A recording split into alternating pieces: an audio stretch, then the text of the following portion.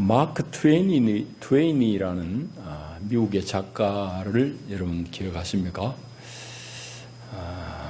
그분의 이름은 잘 몰라도 톰 소여의 모험이라는 책은 잘 기억하시죠? 미국 문학계에 아주 그야말로 큰 별과 같은 그런 분이고, 그분은 예수 잘 믿는 작가이기도 합니다. 그분의 짧은 글, 재미있는 얘기를 한 토막 소개하려고 하는데요. 우리나라는 원수지고 사는 걸 견원지간이라는 말을 씁니다. 한자 말대로 하면은 개하고 원숭이 관계가 같다. 개 원숭이가 한 집에 한 울에 가둬 놔놓으면 내 싸우니까 우리 동양권에서는 견원지간이다. 사이 안 좋은 관계를 그렇게 얘기하는데, 영어권에서는 견원지간이라 안 하고 굳이 한자로 표현하면 견묘지간입니다. 그 개와 고양이 관계 같다. 사이 안 좋은 거를 개와 고양이 관계가 같다. 그렇게 표현해요. 마크 트웨인이 한날은 이제 한 방에다가 개하고 고양이를 넣어가지고 이놈들이 안 싸우고 잘 사나 보자 하고 봤더니 안 싸우고 잘 살더래요. 그래가지고 이번엔 또 이 한 방 안에다가 돼지하고 염소하고 또 새를 한 마리 넣어봤대요. 이놈들이 안 싸우고 잘 사나 싶어서 넣어봤더니 처음엔 짹짹거리고 좀 시비하더니만은 곧 친숙해져가지고 잘 살더랍니다. 그 다음에 세 번째는 한 방 안에 누구를 이제 밀어넣은 거 하니까 사람 셋을 넣는데 감리교인 한 사람하고 침례교인 한 사람하고 장로교인 한 사람, 이렇게 세 명을 한 방 안에 집어넣어 놨더니만은 며칠 지나고 나니까 셋 중에 아무도 안 남았다는 얘기입니다.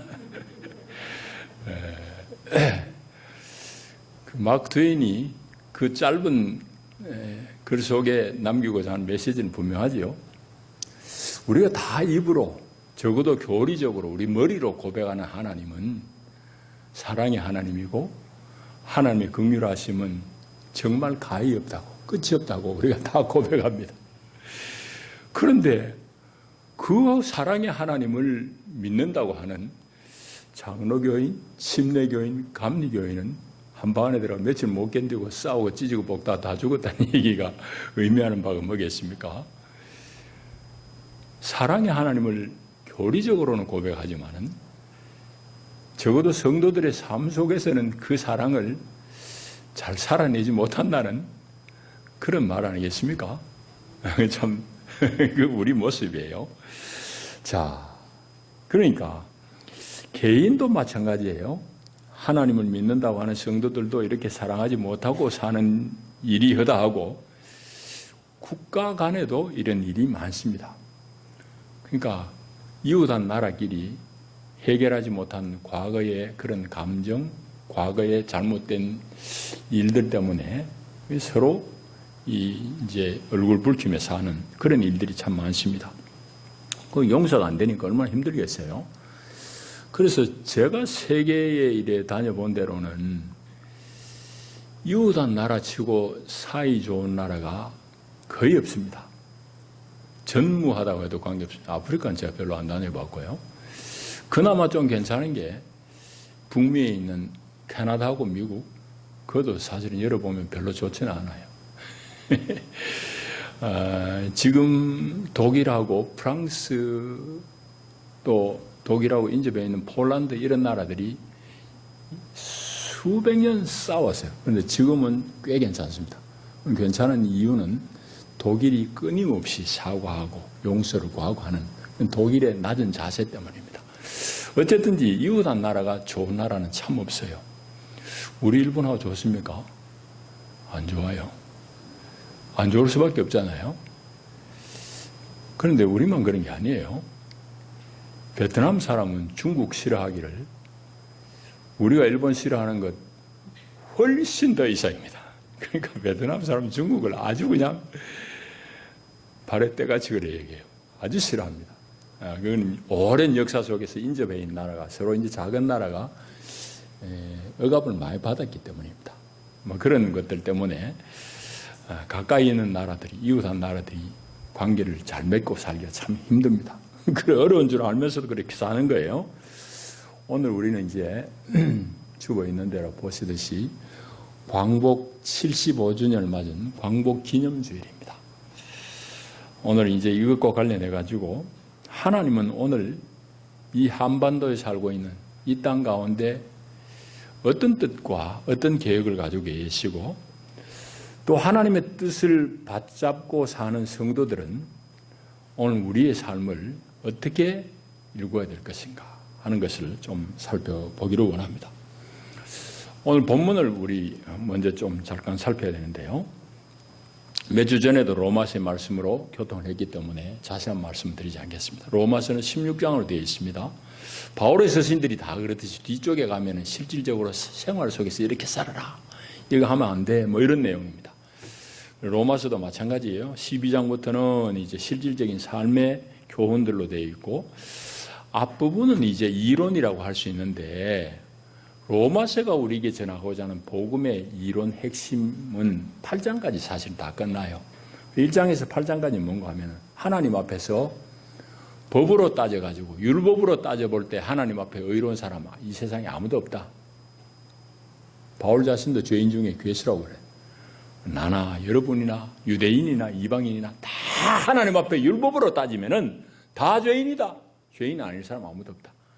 그런데 하나님은 죄 가운데 빠져있던 우리들을, 죄인 중에 죄인인 우리들을 하나님은 예수 그리스도를 통해서 우리에게 긍휼하심을 보여주시고 그 은혜를 믿고 따르는 사람들에게 믿음 안에서 의인으로 인정해 주신다.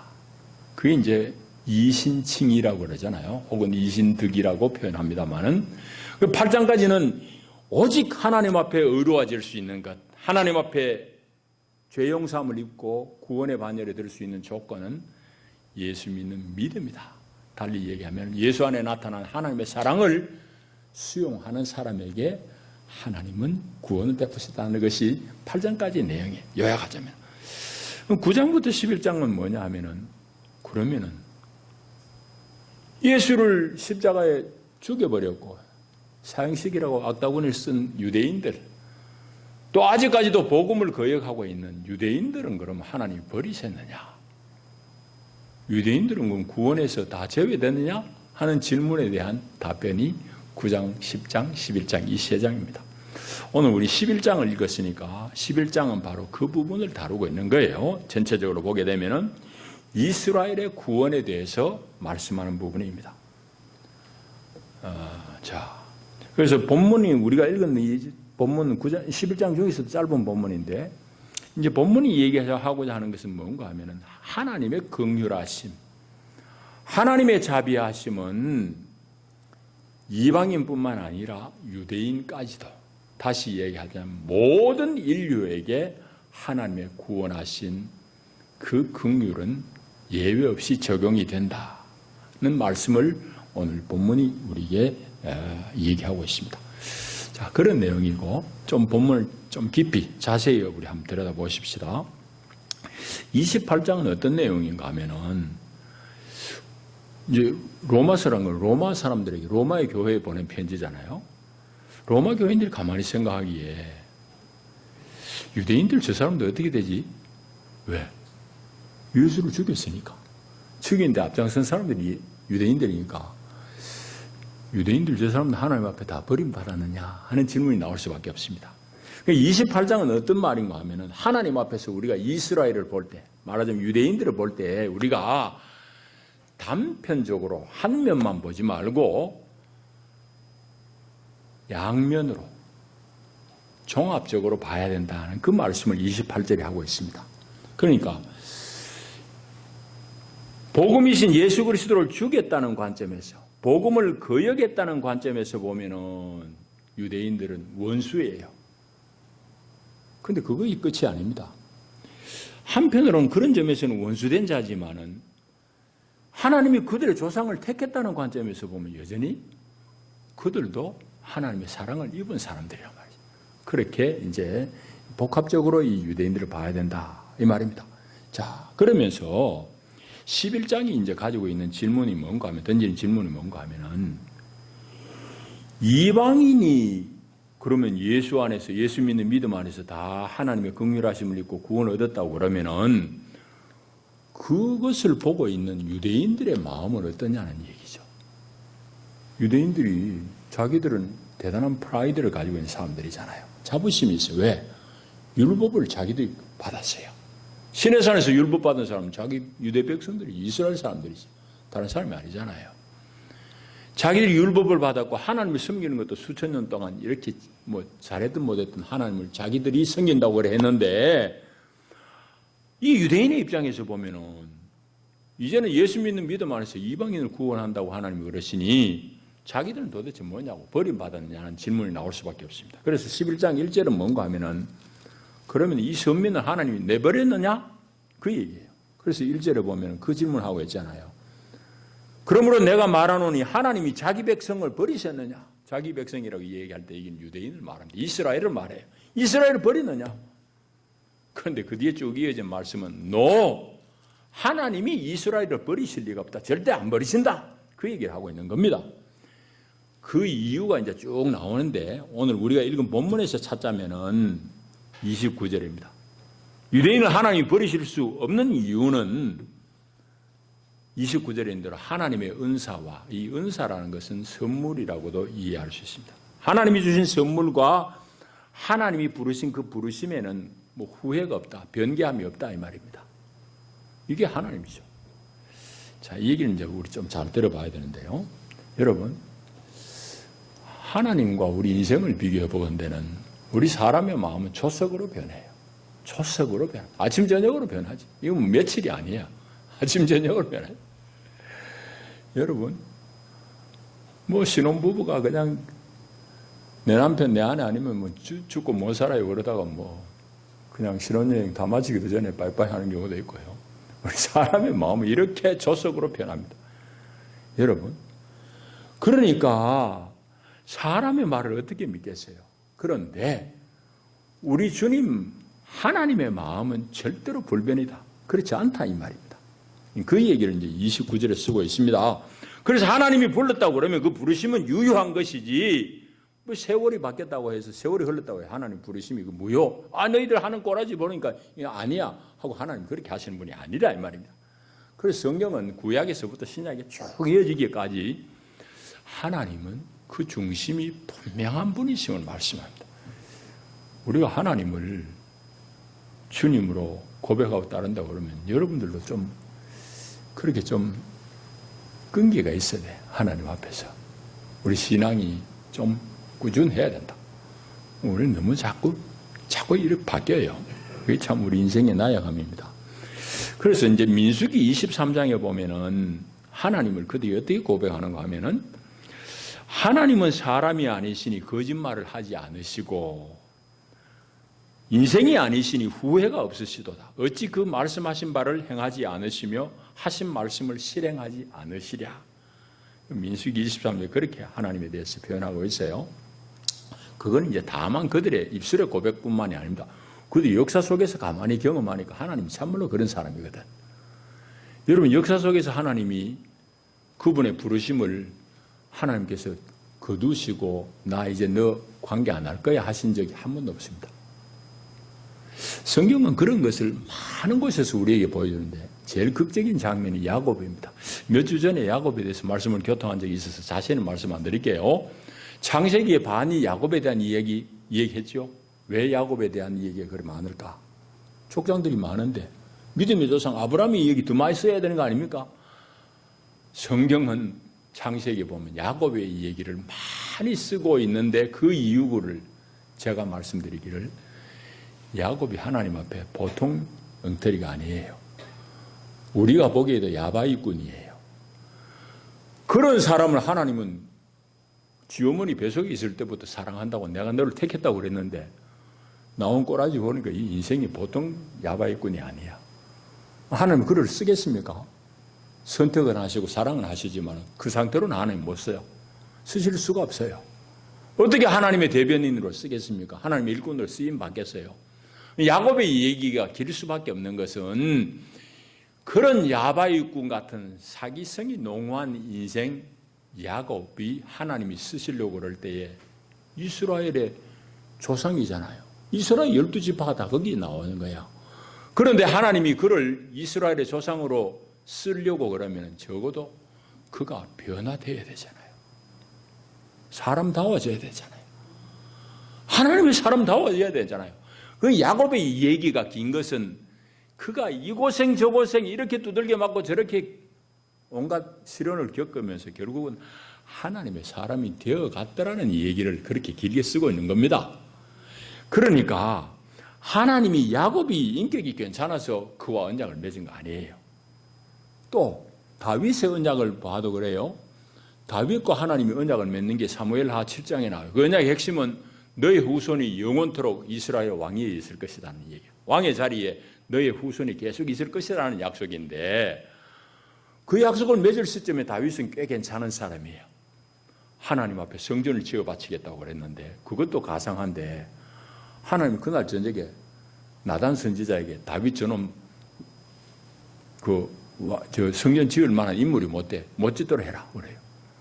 다음날 선지자 나단이 가가지고 왕 앞에 가지고 폐하 어젯밤에 하나님 나한테 말씀을 주시는데 폐하 당신은 성전 지을 만한 인물이 못 됩니다. 손에 피를 많이 흘린 분이니까 당신은 짓지 말라고 합니다. 여러분이 다윗이면 어떻게 하겠어요? 내가 하나님의 종으로서 하나님이 집을 짓겠다는데 내 이놈 무슨 소리냐?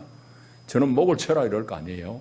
그런데 다윗이 그 말을 순순히 받아들입니다. 그게 왜 다윗의 위대한 점이잖아. 다윗이 정말 위대한 사람이에요. 그 시점에서 보면은. 그러니까 하나님이 마음에 너무 흡족해가지고 다윗과 언약을 맺는다고. 그게 사무엘하 7장이에요. 언약의 핵심되는 내용은 너의 왕위를 내가 영원토록 보존하겠다는 얘기예요. 그런데 다윗이 꽤 괜찮을 때 맺은 그 언약이 다윗이 실수하고 우리의 아내 바세바를 간음하고 그 남편에게 범죄 행각이 들킬까 싶어 남편을 죽이고 그럴 때 하나님 그 언약을 취소했어요? 아니에요. 하나님은 다윗과 맺은 언약은 다윗이 실패하고 실수하고 범죄할 때라도 하나님은 언약을 붙드셨어요. 그게 하나님인 거예요. 여러분 개인만 그래요. 이스라엘 마찬가지예요. 이스라엘을 제사장 나라로 세우겠다고 출애굽기에 보면은 언약을 시내산에서 맺잖아요. 너희를 부른 이유가 바로 여기 있다. 제사장 나라로 세우고자 합니다. 그런데 이스라엘이 역사 가운데 보면 하나님을 멀리하고 하나님을 향해서 형편없이 살았던 때도 있어요. 그 제사장 나라가 되겠습니까? 못 되니까 하나님 되라고 그들이 회초를 갖다 대요. 회초를 갖다 댄 게 바벨론 들어가지고 치는 거지. 그래서 포로로 끌려가기도 하고 포로 생활 70여 년 하기도 하고 그러나 이러나 저러나 하나님은 그런 가운데도 이스라엘 내버리지 않았어요. 하나님은 끝까지 그를 품으신다고. 이와 같이 개인이든지 이스라엘 국가든지 간에 하나님은 그들과 맺은 말씀을 언약을 취소 내 하는 꼬라지 보니까 아니야. 하나님 그렇게 적어놓으신 분이 아니다 이 말이에요. 그거를 지금 민수기에서 그렇게 고백할 뿐만 아니라 성경의 많은 곳에서 하나님의 불변하심에 대해서 쓰고 있습니다. 그거는 단지 글로 남겼을 뿐만 아니라 그들이 역사 속에서 실제로 경험한 하나님이에요. 하나님 그런 하나님. 그래서 말라기에도 보면은 말라기는 마지막 선지자잖아요. 이스라엘 하도 엉터리 짓을 하니까 하나님이 그냥 막 화를 내세요. 경고다. 초반부터 경고다고 대들고 막 얘기하는 걸 말라기 선지자가 또 유별나요. 그렇게 막 경고의 말씀을 막 뱉어내면서도 하나님 말라기를 통해서 하신 말씀이 3장에 보면은 나 여호와는 변하지 아니하니 그러므로 야곱의 자손들아 너희가 소멸되지 아니하리라. 그 하나님 혼낸다고 막 그냥 경고의 말씀을 바라고 나서도 나는 변하는 사람이 아니니까 너희들 소멸되지는 않을 것이다. 그런 말씀. 하나님의 언약은 끝까지 당신이 부여잡겠다는 이 말씀입니다. 여러분, 그게 하나님이에요. 그러니까 하나님은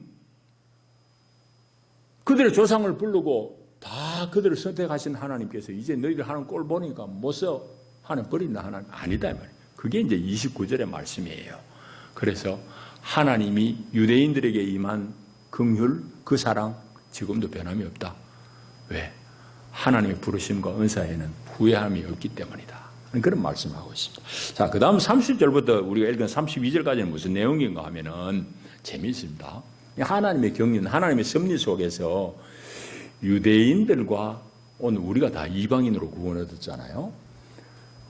유대인들과 이방인의 운명이 너무너무 오묘하지만은 이게 마치 시계에 이 톱니바퀴 물려있듯이 맞물려 있음을 말하고 있습니다.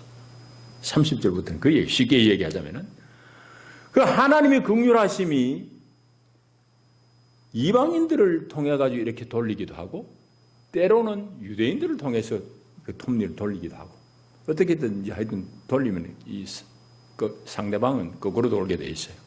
이방인과 유대인들의 운명이 이렇게 맞물려 있음을 말하고 있습니다. 그 핵심은 하나님의 긍휼하심이 있다. 이렇게 돌든지 저렇게 돌든지 간에 그 가운데 하나님의 긍휼하심은 분명하다는 얘기를 32절까지 쓰고 있는 거예요. 여러분 보십시오. 이제 이방인의 입장을 보게 되면 이방인들은 하나님 몰랐잖아요. 요 하나님을 숨긴 이방인이 있어요. 아주 단편적으로 막 그냥 아수르의 수도 니느웨에 가가지고 막 그냥 하나님의 심판이 임했다 할 때 그 사람들이 잠시 회개하고 하나님 뭐 이런 적은 있지만은 이방인들이 하나님의 이름을 부르고 하나님 앞에 예배하고 하나님 섬기고 하나님 율법을 따르겠다고 한 사람 아무도 없습니다. 그렇게 율법도 모르고 하나님도 모르고 살던 이방인들에게도 하나님은 때가 되니까 긍휼을 베푸셔서 예수로 말미암는 구원의 길을 열어주셨어요. 그런데 이제 그 꼴을 보니까 유대인들이 화가 나자 시기심이 발동이 되잖아. 아니 저 사람들은 뭐야? 하나님이 선택하지도 않고 하나님 부르지도 않은 저 백성들이 이제는 예수 믿고 뭐 잘 사네? 복된 길을 걷고 있네. 유대인들 마음에는 시기심이 일단 발동하잖아요. 하나님은 그 인간의 시기심을 이용하셔서 이제는 유대인들을 구원하신다고 말씀하고 있어요. 그게 이제 9장부터 11장까지의 내용이에요.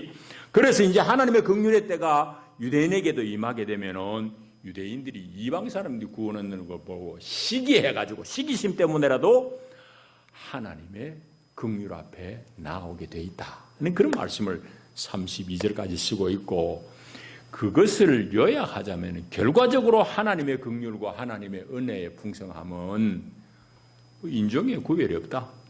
유대인, 이방인 가림이 없다. 요즘 우리말로 하면 흑인이든지 백인이든지 관계없다 이 말이고 또 다르게 이야기하면 많이 배웠든지 덜 배웠든지 관계없다.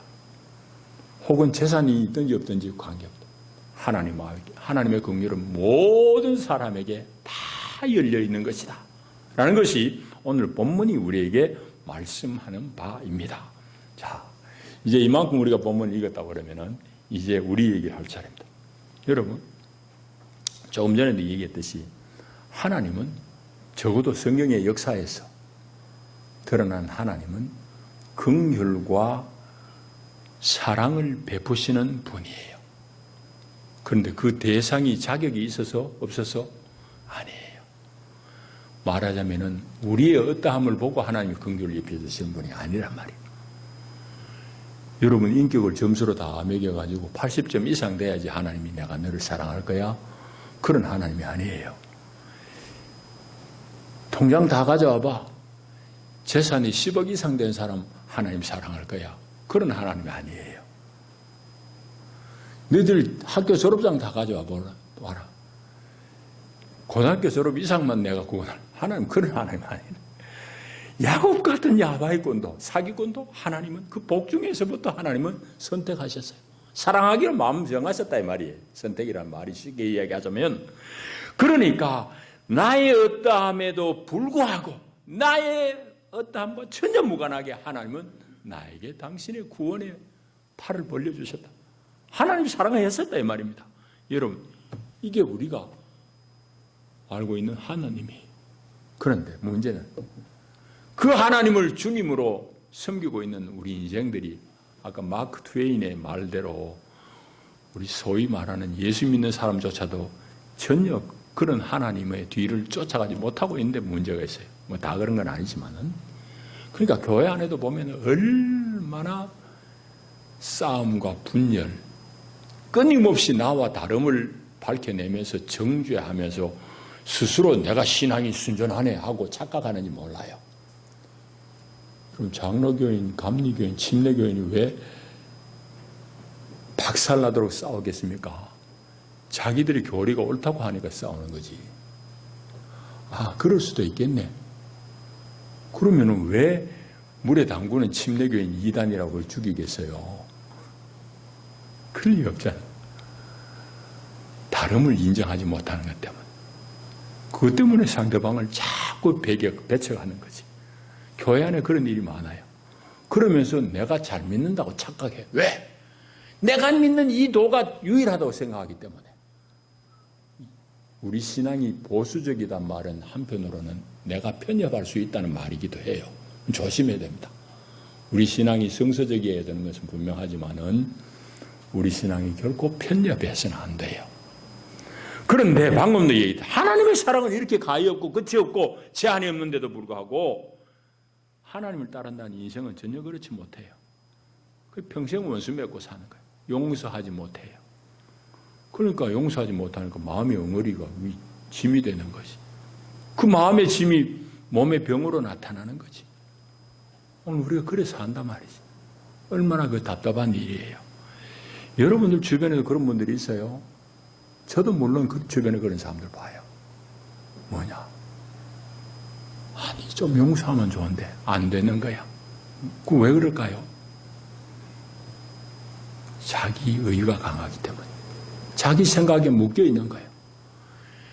어릴 때 자기를 무지막지하게 학대했던 아버지, 이제 70, 80 다 늙어가지고 아들한테 찾아와가지고 내가 잘못했다. 아들아, 미안하다.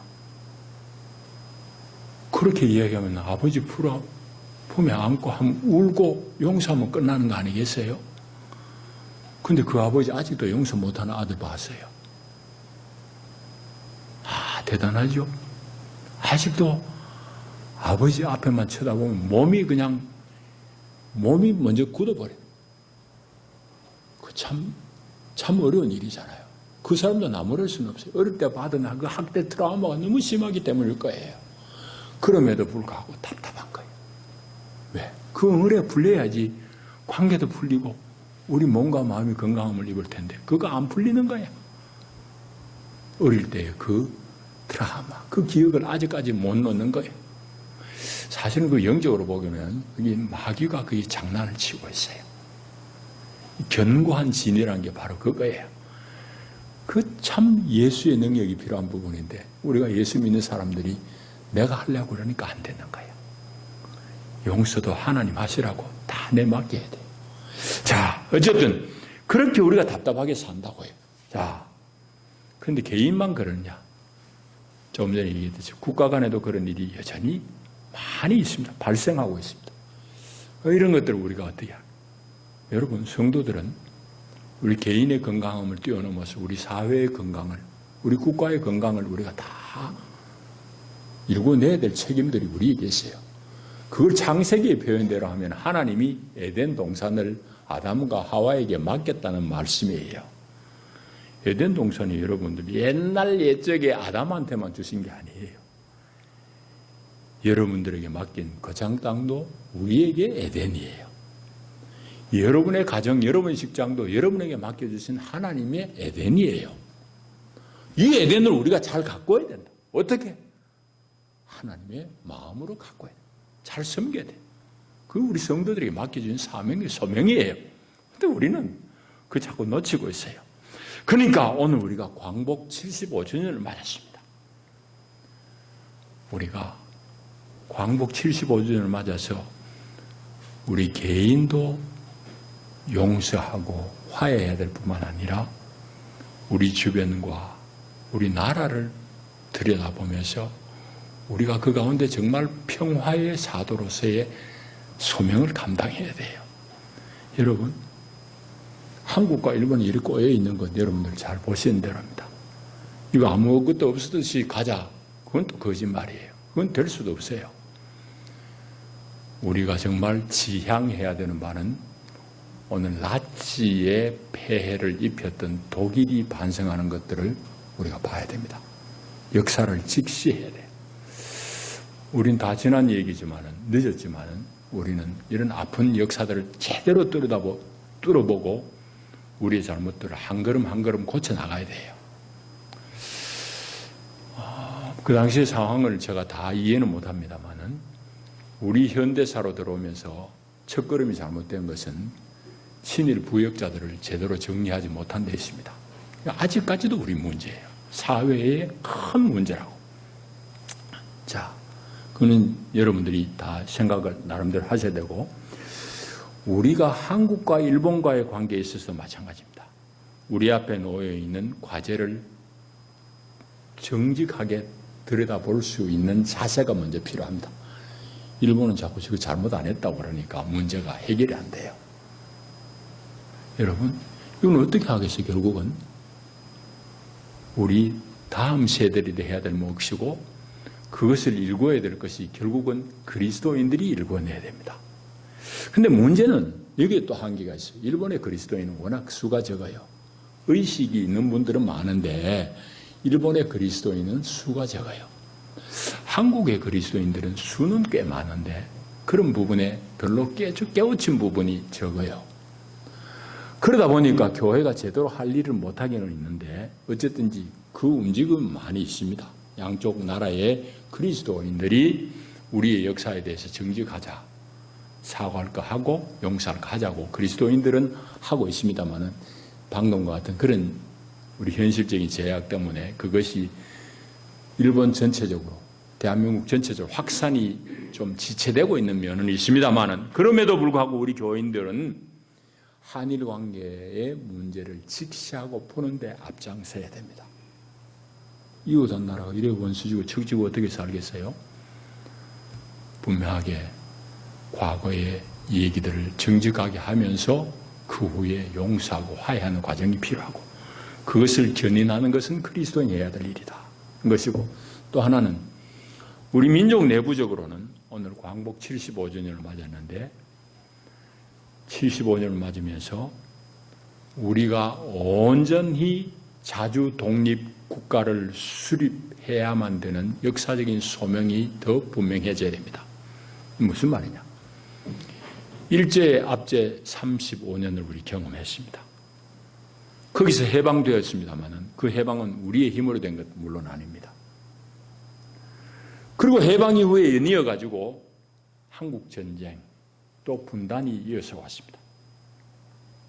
그러다 보니까 북이든지 남이든지 간에 다 독재 체제가 오랫동안 유지되었고, 독재자들은 서로의 증오심을 자기들의 정권을 유지하는데 오랫동안 이용을 해먹었습니다. 그러다 보니까 남과 북에 있어서는 분단 체제가 너무 고착화되어 버렸습니다. 너무 굳어져 버렸어요. 그러다 보니까 오늘 우리의 모습은 어떠냐? 여러분 정직하게 보십시오. 우리 자주국가냐고. 자주국가 맞지? 그러나 그건 법적으로 자주국가지 우리가 뭘 우리 마음대로 해요. 우리는 전부 미국 눈치 보고 합니다. 뭐 하나도 우리 마음대로 결정을 못해요. 심하게 말하자면 아직까지도 우리는 독립 자주한 나라가 못 되었습니다. 우리 실질적인 얘기, 현실적인 제약이에요. 그러니까 아직도 우리는 강대국들의 이해관계 속에 목이 매여 있습니다. 이게 우리 현실이죠. 자, 그러니까 오늘 이런 우리 현실 앞에서 우리 민족은 어떻게 해야 될 것인가? 그리고 문제를 앞장서서 하나님 앞에 중보하는 우리 그리스도인들은 어떤 마음을 가져야 될 것인가? 남북이 화해하고 평화가 공존할 수 있도록 해야 되는 문제는 누구가 하는 말도 있듯이 주고 퍼주고 말고 이런 차원이 아니에요. 우리 민족이 하나 되고 서로를 용납하고 화해하는 것은 우리의 자존권, 우리의 자주 역량을 키우는 핵심되는 과제가 바로 그것과 연결되어 있습니다. 그 열쇠가 우리가 안 껴지면은 우리는 남의 노예로 살 수밖에 없어요. 실질적으로 노예로 살 수밖에 없다고. 여러분, 그걸 이제 제가 말씀을 준비하면서 가만히 생각하니 마치 시소를 타는 어린아이들과 같아요. 시소 타지요? 올라갔다 내려갔다 해요. 시소 한편에는 누가 타 있는가 하면은 남한과 북한의 형제들이 타고 있습니다. 저 끝쪽편 상대편에는 누가 타고 있는 거 아니까 우리를 둘러싸고 있는 강대국이 앉아 있습니다.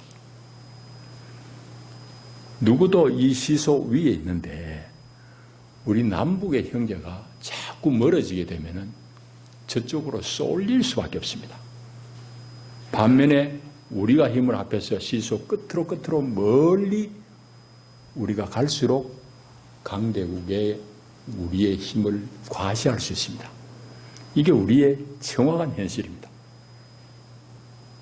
여러분, 그러니 오늘 우리는 어떤 자세로 그리스도인으로서 남과 북의 평화를 견인할 것인가 하는 과제를 오늘 우리가 부여안고 있습니다. 또 하나 있습니다. 우리 사회는 이미 대단히 갈등할 수 있는 이런 요소들이 많이 있게 되어버렸습니다. 이건 우리가 뭐 선택한 것도 아니에요. 하다 보니까 이렇게 되어버렸습니다. 여러분 보시면 미국은 자기들도 주체할 수 없는 문제, 내가 보기엔 100년, 200년 흘러도 안 됩니다. 그건 인종 간의 갈등입니다. 여러분 보시는 대로잖아요. 저 문제는 100년, 200년 흐른다고 된 게 아니에요. 법적으로는 다 해결됐어요. 그런데 실질적으로 안 되고 있는 거예요. 여러분, 우리 안에도 갈등은 상존하고 있습니다. 여러분, 우리가 단일민족입니까? 단일민족으로 할 때도 단일민족 아니었지만은 지금은 200만, 300만에 되는 동남아시아, 아시아 국가 혹은 뭐 아프리카, 아메리카, 세계에서 한국에 들어와서 우리 국적을 취득했기도 했고 아니면 같이 살고 있습니다. 이렇게 많은 외국인들이 우리와 더불어 살고 있어요. 우리는 이미 다문화 사회에 진입을 했어요. 그런데 어떻게 할 겁니까? 그뿐입니까? 북한에서 탈출한 탈북 우리 동포들도 이미 많습니다. 우리 사회는. 여러분, 그것과 함께 우리 속에는 다양한 종교가, 다양한 신앙이 이미 다 자리 잡고 있습니다. 그러면 이런 우리의 형편에서, 현실에서 우리는 계속해서 나와 다르다고 배척하고 벗겨내고 그러겠습니까? 양파 껍데기 까다 보면 아무것도 없어요. 우리가 지금 그러고 앉는 거예요. 까딱 잘못하면은 나와 다르다고 계속 벗겨내면은 우리 사회는 빈 껍데기밖에 안 남을 것입니다. 다름에도 불구하고 우리가 함께 할 수 있는 것을 찾아야 됩니다.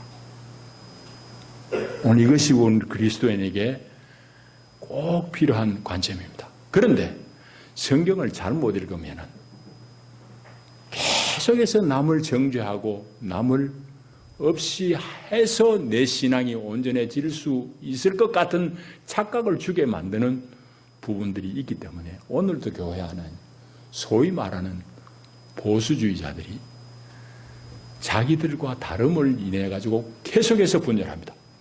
그럼 여러분들 보십시오. 한국 교단을 보시라고. 소위 신앙생활 잘하는 보수교단이 분열이 많은 이유가 거기 있습니다. 분열 많이 하는 이유가 거기 있어요. 사실 진리 문제 때문이 아니에요. 조그마한 차이들을 용납이 안 되니까 자꾸 잘라내요. 쳐내니까 자기들은 교단 새로 만드는 거지.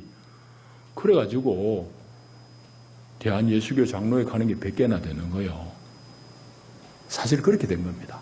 여러분, 우리 잘 봐야 돼요.